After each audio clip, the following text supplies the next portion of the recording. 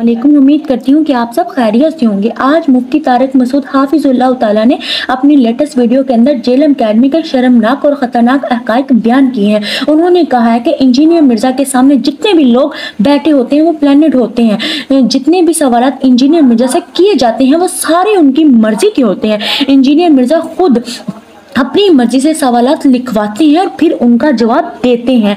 हम एकेडमी के अंदर कोई भी अपनी मर्जी से सवाल नहीं पूछ सकते। आप ये वीडियो देखें, बाकी बातें हम बाद में करते हैं। होता है इसका तो पूरा हफ्ता वही करता रहता है, फिर लाके इतवार वाले दिन फेंक के चला जाता है। सामने जो बैठे हुए होते हैं बेचारे सीधे साधे से लोग हैं, बेवकूफ लोग हैं। सामने किसी पढ़े लिखे को भी नहीं बैठने देता। हमने कितनी दफा कोशिश की है कि भाई मैं सवाल लिख के देता हूं, आप जाओ एकेडमी में ये सवाल पूछो। फिर मैंने लड़कों को कहा जब ये सवाल पूछोगे ना, देखना ये उल्टा घुमा के जवाब देगा, तो फिर आपने अगला सवाल ये पूछना है, पकड़ के रखना है।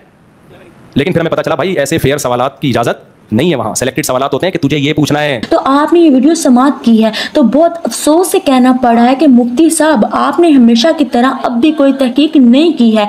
इससे जाहिर होता है कि आप या तो इंजीनियर मिर्ज़ा से जेलिस हो रहे हैं या उनके बुग़्ज़ में पागल हो गए हैं। आपको खुद ही समझ नहीं आता कि मैंने क्या बात करनी है और क्या बात नहीं करनी। जब मैं मुफ्ती साहब की वीडियो देखी तो मैंने सोचा कि मैं अपने भाई का एक्सपीरियंस शेयर करूं कि क्या वहाँ सब कुछ प्लानिंग होता है। सारे इंजीनियर मिर्ज़ा की मर्जी से सवालात पूछे जाते हैं और इसके असल हक़ाइक़ क्या है। जैसे कि मुफ्ती साहब फरमा रहे हैं कि ऐसा ही होता है, मुझे इसके असल हक़ाइक़ अवाम के सामने रखने चाहिए।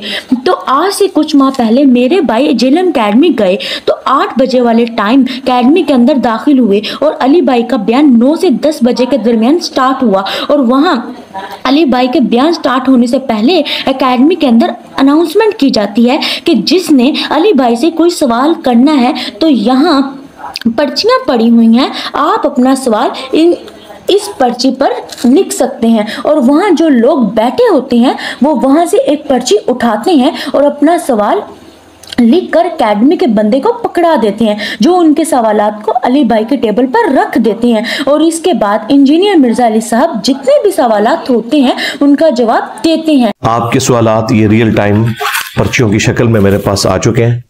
इंशाल्लाह इन पर्चियों को भी हम कवर करेंगे। तो ये एक सजेशन के तौर के ऊपर जी आपका पूरा ये थद्दा अल्लाह के फजल से मैंने खत्म कर दिया। आप में से अगर किसी ने कोई पर्ची आगे भेजी और मैंने नहीं पढ़ी और वो मेंबर पे बैठने से पहले, क्योंकि मेंबर पे बैठने के बाद तो फरिश्ते भी रजिस्टर बंद कर देते हैं, तो इन रजिस्टर बंद होने से पहले अगर किसी की पर्ची मैंने ना पढ़ी हो तो वो मुझसे हाथ खड़ा करके पूछ सकता है कि आपने मेरी पर्ची नहीं पढ़ी। नहीं है जी। बहुत से लोग एकेडमी से होकर आ चुके हैं, उनको इस बात का पता होगा कि वहाँ कुछ भी प्लानिंग नहीं होता। और यहाँ पर क्लियर हो गया कि मुफ्ती तारिक मसूद 100% गलत बयानी कर रहे हैं। मुफ्ती साहब आपके मुंह पर ये बातें सजती नहीं है, क्योंकि अली भाई काफ़ी दफ़ा आपके सवालों के जवाब दे चुके हैं। और इसके बाद हम बुजुर्गों की कब्रों से जायज़ तरीके से फैज़ लेते हैं। कवा बिरयानी और यानी कि अनगिनत लिस्ट है जिसका अली भाई ने आपको जवाब दिया है और इसके बाद आपने जवाब का जवाब रिकॉर्ड करवाया, अली भाई ने इसका भी जवाब दिया। हर चीज़ इस हवाले से मौजूद है। खैर, मैंने आपको क्लियर कर दिया कि मुफ्ती साहब ने जो इल्ज़ामात लगाए हैं कि सब कुछ प्लानिड होता है, सवालात इंजीनियर मिर्ज़ा की मर्जी से पूछे जाते हैं, इसका हकीकत से कोई लेना देना नहीं है।